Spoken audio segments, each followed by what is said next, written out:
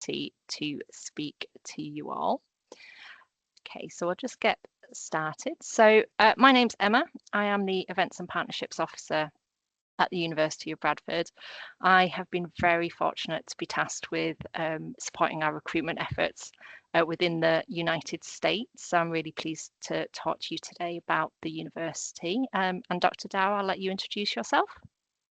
Cuong Dao, I'm an assistant professor in mechanical and energy system. I'm also lead the program in renewable and sustainable energy. That's the MSc program, and we also have a different, other program in engineering. So I'm happy to talk about that later today.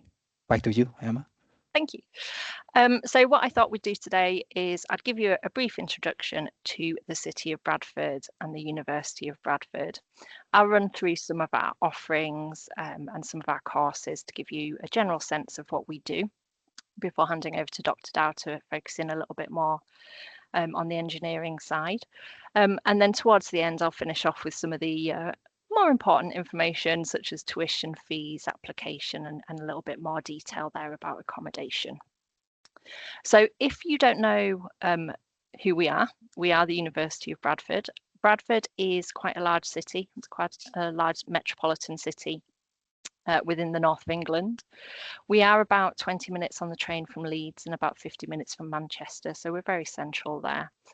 We have very good connections to other cities and other places within the UK. We're about 2.5 hours, 3 hours on the train to London. We have our own airport, which is Leeds Bradford Airport, although a lot of our students fly into Manchester, and you can easily find yourself in York, Cardiff, Edinburgh. We really are very central in the UK, which is really nice. To give you some background on Bradford, there is only one university in Bradford, which is us. It is a large city, Bradford. However, it has a small town centre, city centre. What our students tell us, what our US students tell us, is they like the pace of life in Bradford. It's a little bit more relaxed than maybe some of our neighbours, but if they want that big city environment, they will just head over to Leeds and get a taxi back. It's that close. One of the lovely things about Bradford is in 2025 we were the City of Culture, which has now left a lasting legacy and allowed us to build up on what we already have there. We have 4 theatres in Bradford. We have St George's Hall, which is the oldest venue of its kind in the UK and the 3rd oldest in Europe. We also have a theatre on campus, Theatre in the Mill. We have the Alhambra Theatre, and then we have the local theatre just up the road as well. We're also the wool capital of Britain, so we are, we came from the Industrial Revolution, and obviously our trade was wool, so we were known for a long time as the wool capital of Britain, and we're still home to British wool now. So if there are any knitters out there, you might have seen some of your wool coming in from Bradford. As well as our architecture, we have a lot of old buildings thanks to the Industrial Revolution. We found that it's a key destination for TV and film. We've had some pretty big names filming in Bradford quite recently. We've had Downton Abbey, Peaky Blinders. We also have some more contemporary filming happening with Verdi. We've got the new Narnia film has been shooting in Bradford. And we've also had Danny Boyle's Bone Temple. If you ask any Bradfordian who has seen the Bone Temple, one of the first things they will say to you is, I learned to swim there in one of the scenes, which always makes me laugh because they use a very old sports centre. Bradford has a large South Asian population, and that means we have some amazing food places. We are known as the curry capital of the UK. We have some very good, affordable curry houses available from South Asia. Even though I said it, the pace of life is quiet in Bradford, we do have a lot going on, especially over the summer. We have the Bradford Literature Festival. We've just recently had the Bradford Mailer, which was in town. We've currently got going on the Africa Festival of Arts, which has just started. They're actually above me in my office on their introductory event. We've got Pride happening, I think that's on the 15th of August, and we have a really, really good food festival with food all over the world. One of the really nice things about Bradford and these events is it gives students the opportunity to be part of the community and to see part of the community. We have a large number of our students volunteer to support these events. The Literature Festival and the Mela, you'll see our students there directing people and helping people. And it's a really good way of them meeting people outside of the university and becoming part of our community. As well as the events, we also have quite a lot of museums in Bradford and in the Bradford district. We do refer to Bradford district quite a lot. We have museums including the National Science and Media Museum. We have Cartwright Hall, which has some amazing art pieces in. For anybody who likes their English literature, we have the Bronte Parsonage on our doorstep, so that's where Wuthering Heights and Jane Eyre were written. We have Bolling Hall, which again is a really nice old museum, which is haunted. It's one of the most haunted buildings in Bradford, I believe. We have the Peace Museum, and we have Salts Mill, which was a David Hockney started the Salts Mill, and obviously he's recently passed away, but we have a lot of his artwork there. So we are very, very cultural in that sense, and everything is super easy to get to. The university itself was established 60 years ago. We're celebrating our 60th anniversary. But we actually started through the Bradford Mechanics Institute, which started in 1832. When I've been doing a little bit of my research for this presentation, Bradford really came to life in the 1830s. That's when everything started. So we had the Mechanics Institute. That's when St George's Hall came in. So really, we are a very old city in that sense. In terms of the university, we have about 10,000 students, which is classed as a mid-sized university. We have around about just under 8,000 undergraduates and just under 2,000 postgraduate students on campus. We also have about 351 postgraduate research. So we've got a nice small cohort there. You get to know each other. And we do very much call it the Bradford family. We've been the University of the Year for Social Mobility 4 years in a row, which goes to highlight the work we do within our region and the support we give to our local students as well. Our current Chancellor, who is the person you'll see on our marketing, you'll see her at the graduations, is Anita Rani. She is a Bradford-born television and radio presenter, and if any of you listen, to BBC Sounds, you will have heard her voice on there. Academically, we have two faculties. So we have two faculties, each within having 3 schools and then a research institute. So we have the Faculty of Management, Sciences and Engineering. In that we have the School of Computing and Engineering, the School of Law and Social Sciences, and the School of Management.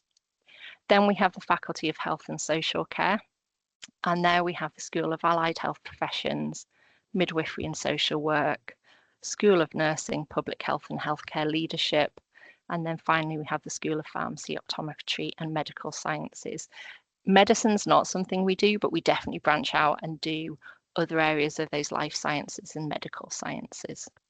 And then finally we have our Research Institute, which is the Institute of Sustainable Futures and the Institute of Health and Social Care. I always love this slide because I always say that I'm not going to read all our courses out to you and then read all the courses out to you. But I'm going to try not to do that today. I will focus on some areas. So I've broken that down into the areas that we cover. So we have a really, really nice variety of courses, which are very specialised in the areas that we teach. So we're going to focus in a little bit on engineering later on. We have our computer sciences, we have space AI technology, we do a lot with artificial intelligence.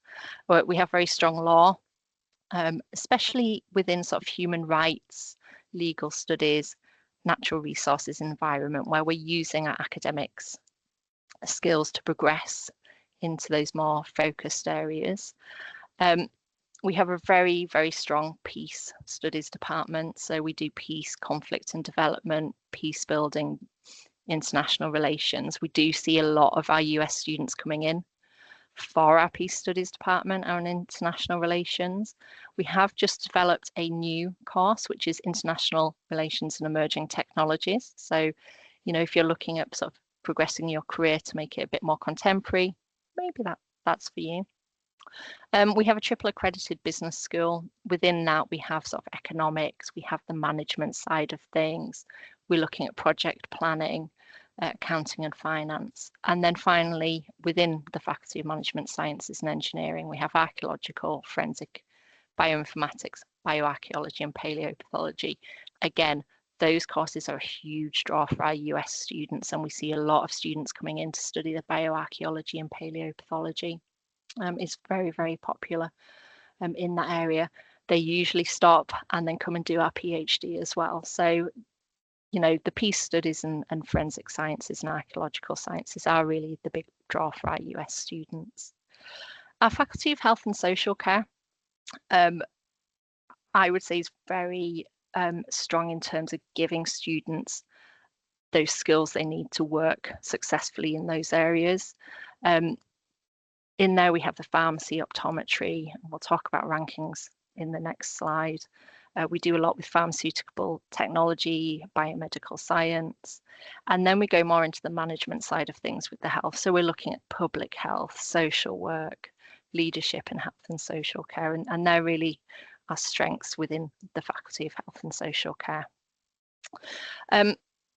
Rankings are always really interesting. You'll see rankings from other universities, talking about where we are and what we do, and rankings are really good guide into what we do successfully, what we work well with.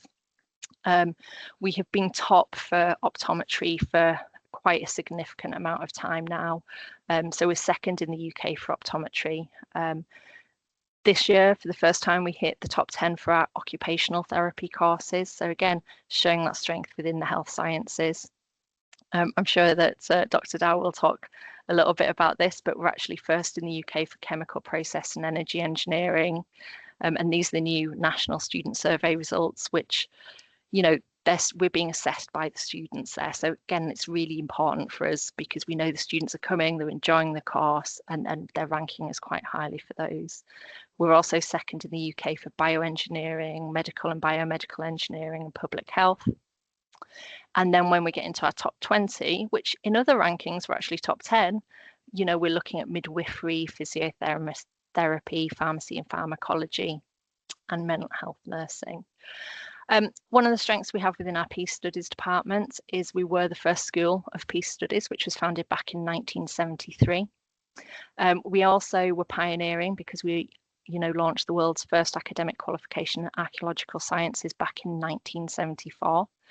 And then fortunately, we won the Queen's Anniversary Prize for Archaeological Sciences in 2011, I think. And we won the Queen's Anniversary Prize for Dementia Studies as well. More recently, we have been pioneering with our Bradford Rendu Chintala enterprise ecosystem. And what that allows students to do is come in with their entrepreneurship head on, and we will prepare them to allow them to do their own startup, make their business ideas into reality, and we'll support them to do that during their studies as well. So it might be they want to study engineering, but in the back of the head, they've got an idea for a business.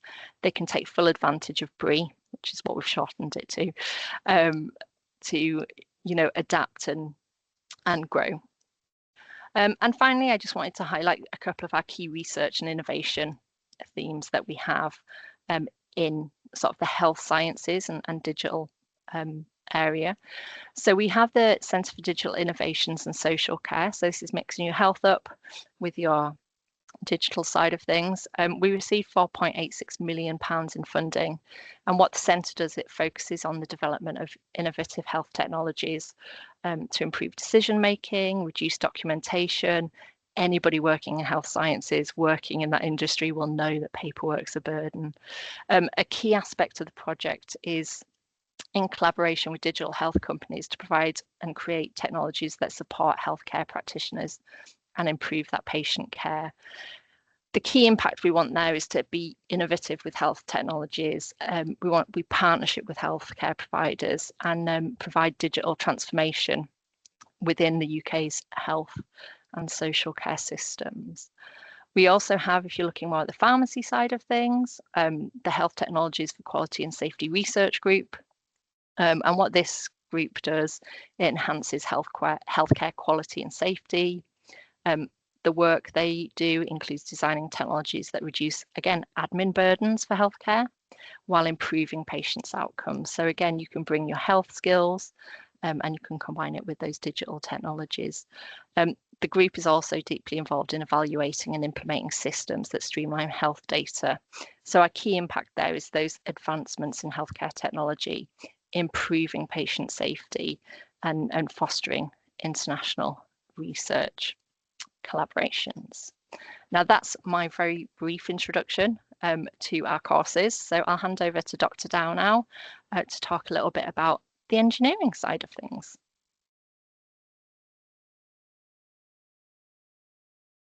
Yeah, thanks, Emma, for the introduction, and good morning, good afternoon, everyone from the US and from the UK as well. So for today, I will talk a little bit more about the STEM subjects in here at the University of Bradford. So you can see here a little bit, this slide is about my background. I studied different, engineering degrees from BEng, MSc, and PhD from different places around the world, actually. So yeah, so first degree, 2006. Wow, 20 years ago. So very long time ago. I did have some years of working as an engineer, and then most of the time as a researcher and academics in the academia. My research interest is very brief. I actually have a website. So if you go to my website, you probably will see more about, in my website, you actually can see a lot about myself, other things, projects, papers. I have a research group as well. So I would have a slide later to talk about that. But essentially, my job here today is to tell you more about the STEM subjects at our university. So can you go next? Yeah. So I would like to start with engineering future. This is the UK government document to talk about industrial strategies, which is like the future focus areas in the next, say, 5 to 10 years. And you can see, you could go, you have 9 areas of focus. And many of them, as you can see here, advanced manufacturing, clean energy, creative industries, defense, digital technology, finance. So those 9 core areas, many of them are actually in the STEM subjects. And I hope that some of you are, looking for a postgrad study in the UK in this area. And we also moving into the so-called the cross-sector themes, or the interdisciplinary of different areas above. So we also particularly focus on innovation, AI, digitalizations, which is essentially the STEM subjects that we're talking about. So if you talk about MSc degrees, here in engineering and computer science, we are in the School of Computing and Engineering. We have different, say, further sub-areas within engineering. And you can see here, I'm more in the mechanical renewable energy systems, but there are other options you can see from here. Biomechanical engineering, very popular. Energy system, chemical engineering, we have actually top 1 in the NSS score, as Emma has mentioned, which is actually the evaluation from the students taking our courses. And also we have other areas such as space AI, computer science, cybersecurity. So those are the MSc courses. If you go to our website, you will see more about those degrees.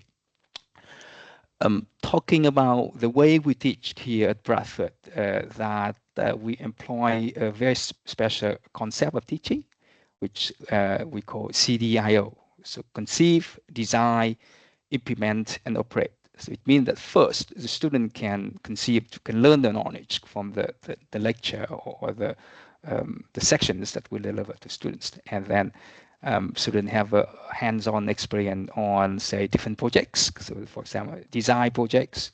Depending on the subject area, usually we design the project for students to work together as a group, and they would have a chance to employ different tools and software to actually implement the idea, make the project happen. And sometimes we also create opportunities for them to operate, to actually make the physical prototypes or maybe a digital prototypes nowadays for advanced studies at MSc level.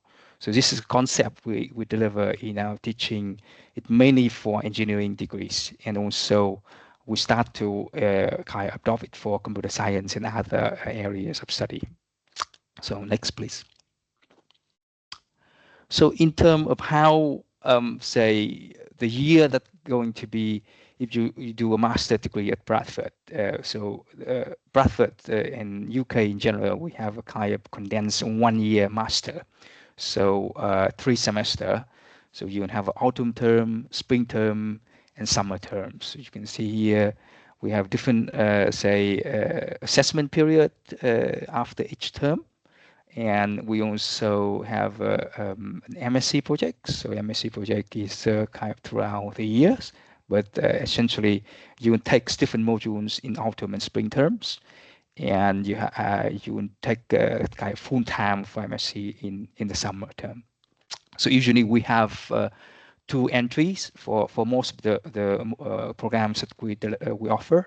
So you can enter in September, and you can have entry in say January.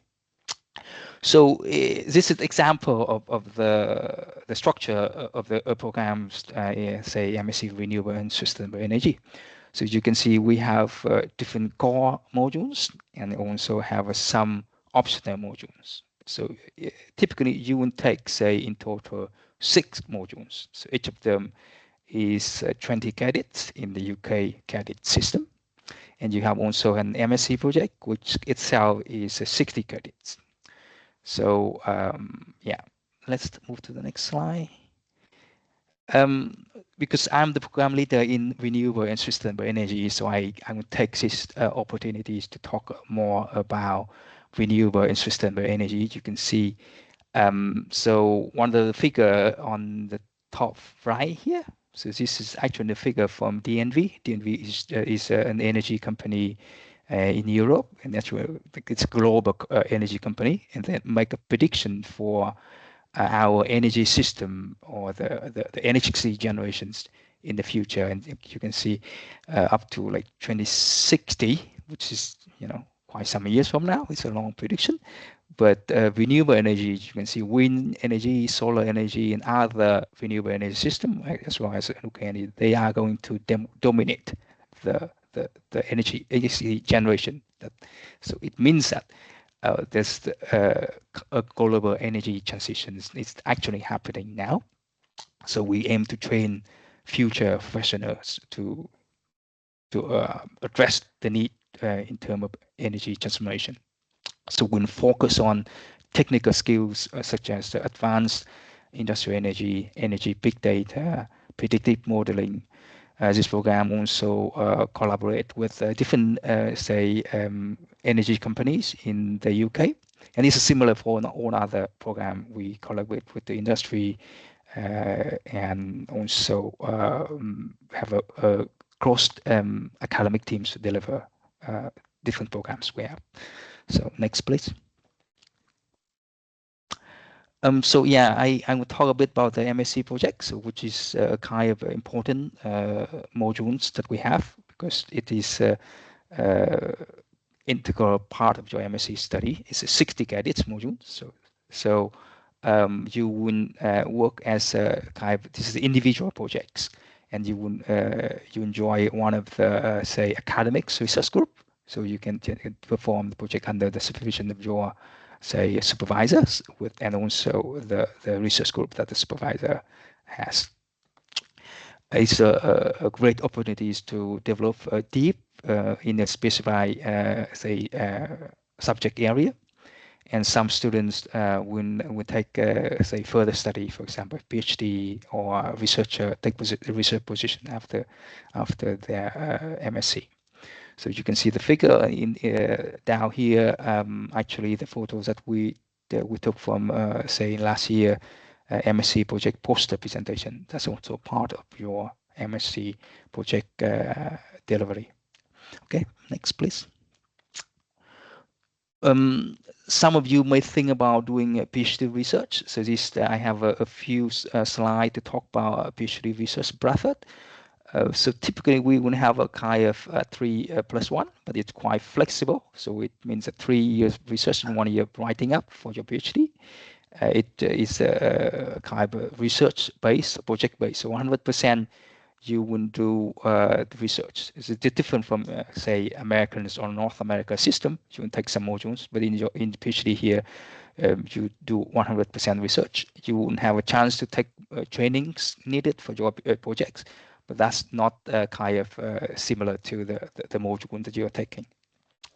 So further on that, we have, say, 90% of our academic staff return the REF output. So REF is the Research Excellence Framework. And the higher output of REF mean that the research competence of that academic institution. And we have, say, 80% of our research output rated world leading or international excellence.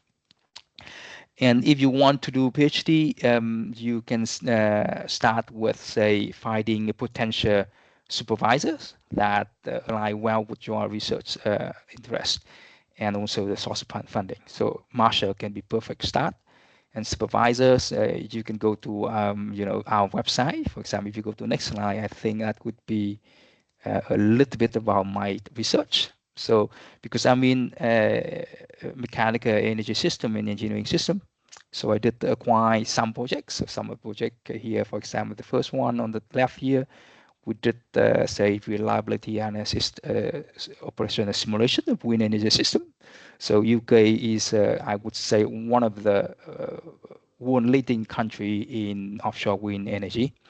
I think we are the first one. We started offshore wind in the North Sea of England, and as well as now we are well developed in this area, but there are still a lot of opportunities for us to do it. So this project, we collaborate with different academics and industry partners in the UK to support the operation and maintenance of a wind energy system.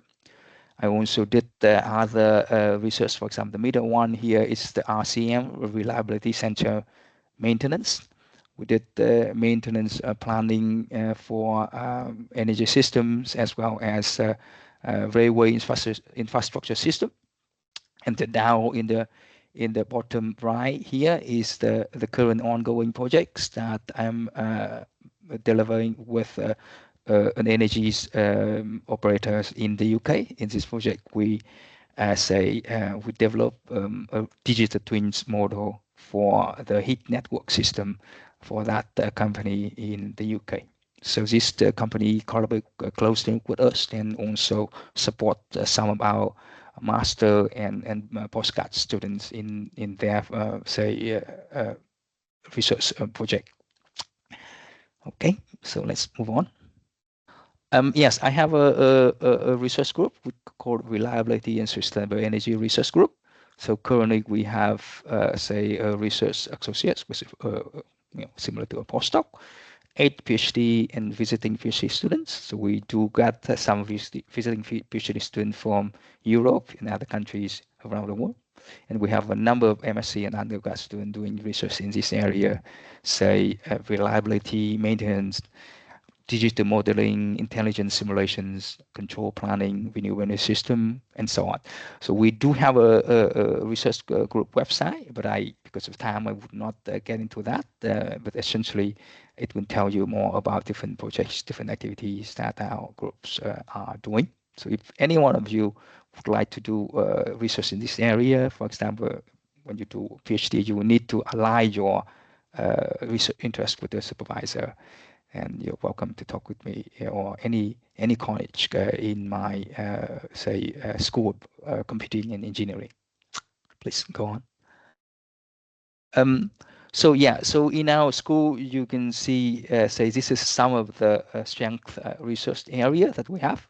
So advanced manufacturing, we have, I would say, one of the biggest, advanced manufacturing laboratories, series lab that for, say, manufacturing, measurement, robotics, 3D printing. So that's one of the largest in the UK and maybe in Europe as well. We have a group of researchers in automotive engineering, energy engineering is where I am. Materials science, we have polymer research, MMT research center. Materials, micro, nanotechnologies are also our strength as well.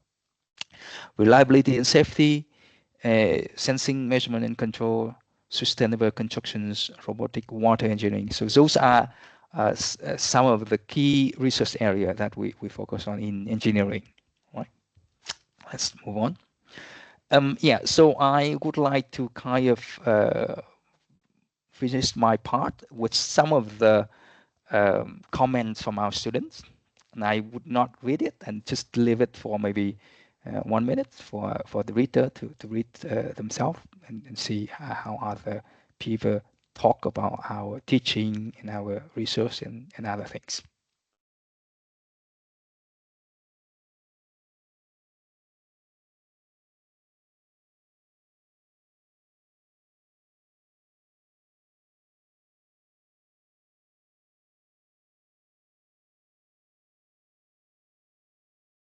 Right. So let's move to, yeah. So this is just the partner, the industrial partner as well, academic partners. We have a partnership within the engineering groups. There should be more because this one is a quite old, and we have updated. But this is because of limited space, so we have one slide of this. A lot of big companies in the UK as well in the world.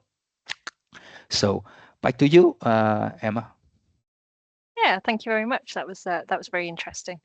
I always find out things in these presentations that I didn't know, so I always find them very useful. So now we go back to sort of like the admin side of things, I guess. So what we'll talk about is fees and funding. We have at the university quite a straightforward fee structure. It's lab-based, so you're looking at your engineering and life sciences, or you're looking at classroom-based, so you're looking at your business and social sciences.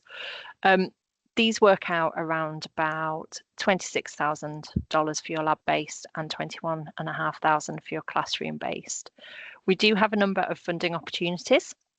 Obviously, Marshall is one of them, but we also have our, internal scholarships. So as it's our 60th birthday this year, we have our 60th anniversary scholarship. So from there, we have a value of $2,900, which is applied at the application stage. So if you were to apply as somebody who's self-funding, that would obviously bring that overall figure down automatically. As I mentioned before, we have our strong Peace Studies department. We're part of the Rotary International Scholarship. So that's where we see our US students coming in through that Rotary Scholarship. We have the Bradford Renjin Du Chintala Scholarship in our AI space technologies, and that's up to $13,500. So students will apply for that. They may get the $13,500, which reduces their tuition fees then down to around $12,000. We're also part of Chevening, and we also have British Council scholarships which come up. In terms of research scholarships, we don't have any currently, but then they come up throughout the year, and they usually have quite a short window on them because quite a few people apply for them. But sometimes you can find a scholarship through findaphd.com. I do know we have a US student starting in September who is doing a fully funded scholarship on something in biomedical sciences. I don't know the technical term. So she's due to start in September. And that includes the stipend as well. So it's fully funded, tuition fees and living costs. We had another student start in June who came in to do archaeological sciences. So they joined a project which was already pre-funded. And again, they get the tuition fees paid for them. They're actually topping up with a student loan as well. So they're looking at the FAFSA on that side. So these opportunities do come up throughout the year. So if you know of a student who's interested, it's always worth checking out findaphd.com.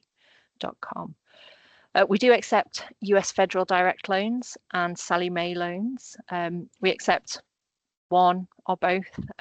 So if a student is looking at self-funding and they're looking at ways to top up, maybe, you know, some of their funding options, we have that. And we also have payment plans available for self-funded students. So it's not that we ask for a full tuition fee payment upfront.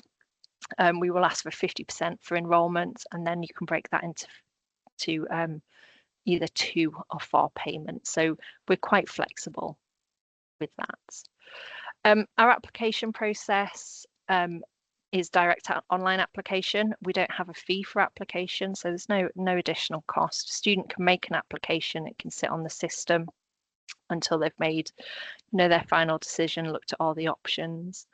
As mentioned, we are flexible with our intake. So for most postgraduate taught, not all, but most, we have a September and January intake. And then for postgraduate research, we have September, January and June. September is usually the busier one, with June being the quieter one. But it's also nice for PhD students to come onto campus in June, settle in, and then in September, they take advantage of all the freshers events going on. What we ask for as part of the application process is if a student makes an online application, we obviously ask for their transcript or certificate. So we know what they're studying, we can see that it meets our requirements. We ask for 2 references, an academic reference, but if somebody's been working in industry, we'll ask for a work reference as well. A personal statement, so, you know, why they want to study, what they want to study, and the research proposal if they're looking at maybe the MRes, or maybe they're looking at the full PhD or an MPhil. In some cases, we accept work experience in lieu of traditional qualifications. Sometimes what you'll see is you might see a student do a business course, or they might do a social sciences, but actually they've moved into computing. They've got an interest in coding. They've taken that on as a hobby. That's something that we will look at and we will consider depending on what course they want to study. Certain courses also require additional interviews to assess experience. So if you were coming to do an MA in social work, which is a 2-year course, we would expect that the student has, or the applicant has, a certain level of work experience. They've got a related qualification. They've been working in the types of things which require a social work experience. We may interview for PhD programs, and we do run a lot of continuing professional development programs, specifically in pharmacy education, which is open to international students. These are usually distance learning, but again, as part of the application process, we may interview students for that to make sure it's the right course for them. They understand the practicalities of pharmacy education. Typically, we look at equivalent of second-class honours or second division, which is around a GPA of 2.5 or higher for entry. Some people sometimes ask us why our entry requirements are a little bit lower than maybe some of the other universities who presented to you. And for us, it goes back to that social mobility award. You know, we're looking at access to higher education. So what we try and do is we try and keep those qualifications fair and reasonably generous. We have a really good careers team. Anna and Helen have been working with international students for a number of years. So they know what international students are looking for, and they know what international students are looking at.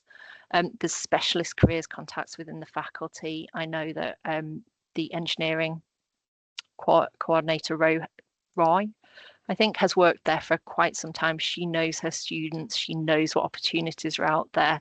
And if you go back to Dr. Dao's slide and you say, actually, I want to go and work for, rock star, I want to go and work for Procter and Gamble, the chances are she will be able to support you in guiding you to the right sort of position for you. And she's lovely and very, very dedicated.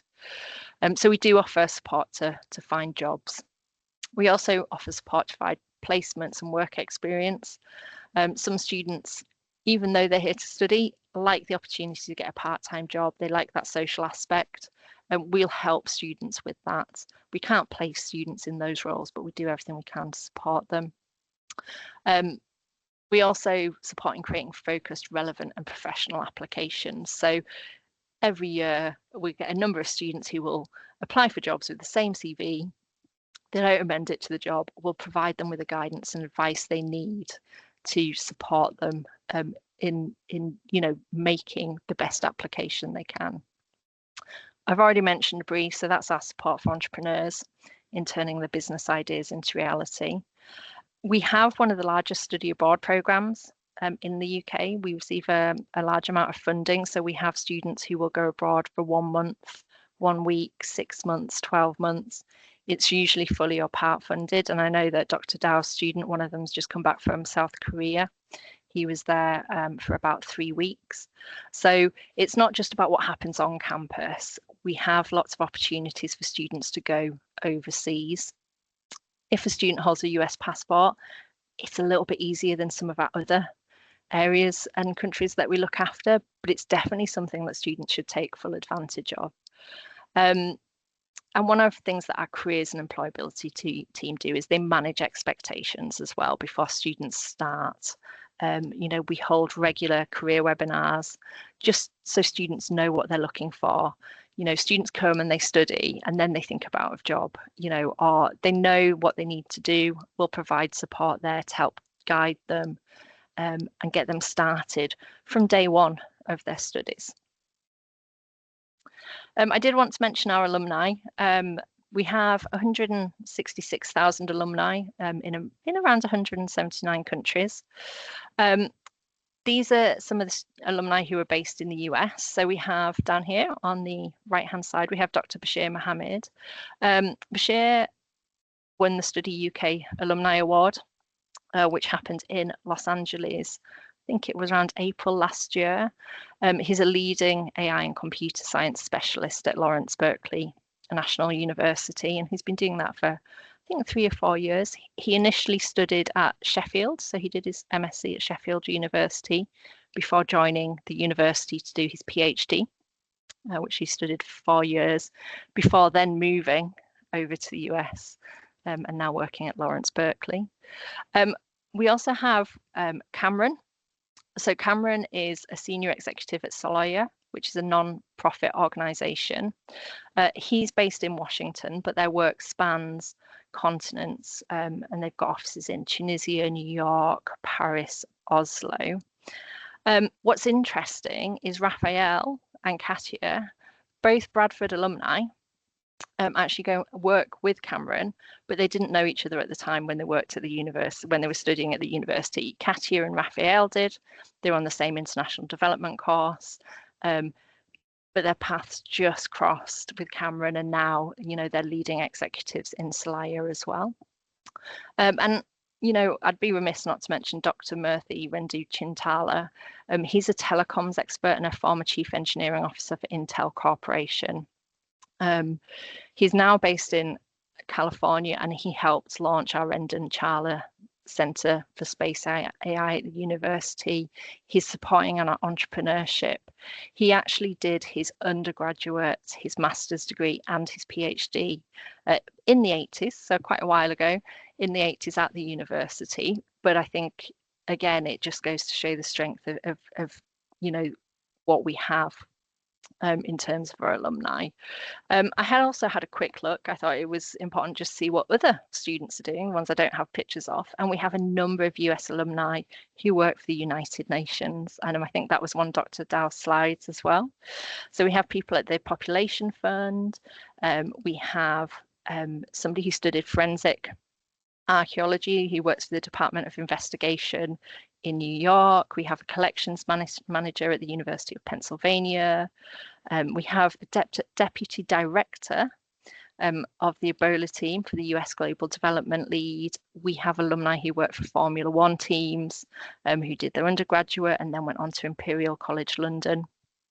So we have a really good variety of alumni in the US doing amazing things, but they're all kind of behind the scenes a little bit. They're all there just getting on with it. So I think that's really important to show that, you know, we have alumni everywhere and you know, they really are doing great things. I'll finish off very quickly. I know time's going. So accommodation. So what I mentioned that Bradford is one campus. It's about 10-15 minutes walk from the city centre. I always say 10 minutes down the hill, 20 minutes back up the hill. It is like its own little village, which is nice. It has its student union. It has a vibrant student life. One of the lovely things about Bradford is it's very affordable. And your money definitely goes a little bit further here than in some other areas. Our student accommodation is on campus. It's shared accommodation with single occupancy. Your bills are included. The costs start from about $100 per week. So really on top of that, all the students have to spend on is socials and food, which is, when I talk to our US students, they like that. There's more money for the fun stuff. The accommodation they can share with either 12 people or 6 people, depending on what they're looking at. PhD students will be put with postgraduate students, PhD students, people of a similar age. So you wouldn't expect undergraduates to be in with PhDs unless maybe they were a bit of a mature student. We also include insurance of belongings. We cover contents insurance. There's an on-site laundry room, the security. Students can actually be in lessons within 5 minutes of leaving their student accommodation. It's that close. So it is really, really good quality. We have won awards for our student accommodation. And yeah, even though you're in the city, it is nice and peaceful. Thank you very much for listening. I know that was quite a lot of information to pass to you, but I hope you get a sense of the University of Bradford. I think it's a really, really good university. It does a lot of really, really good things within the community and the wider world. So if you have any questions, please let me know.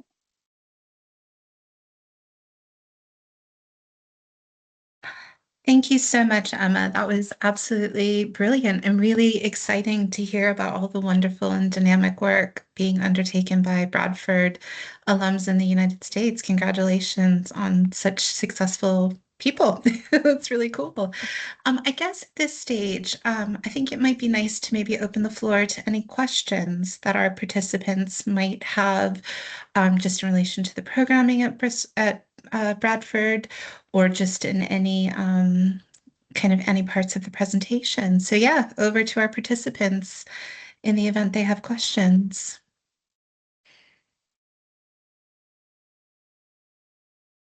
Oh.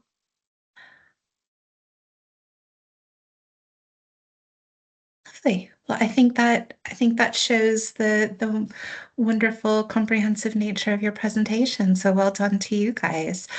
All right, well, I think we'll leave it there. Many, many thanks to the University of Bradford for such a fantastic presentation, both to Emma and Dr. Dao. It's been a pleasure hearing from you guys and from learning about such a beautiful part of the UK. And many thanks to today's participants. It's been wonderful to engage with you as always. We look forward to catching up with you at future Marshall Monday sessions and welcome you to review our Marshall Monday web page on our website to understand which universities are up next. Otherwise, we wish you a wonderful rest of your day and thank you very much for your time. All the best, everyone. See you soon. Thank you. Bye-bye. Yeah, thank you, especially. Yeah, thank you, Steph. Bye-bye.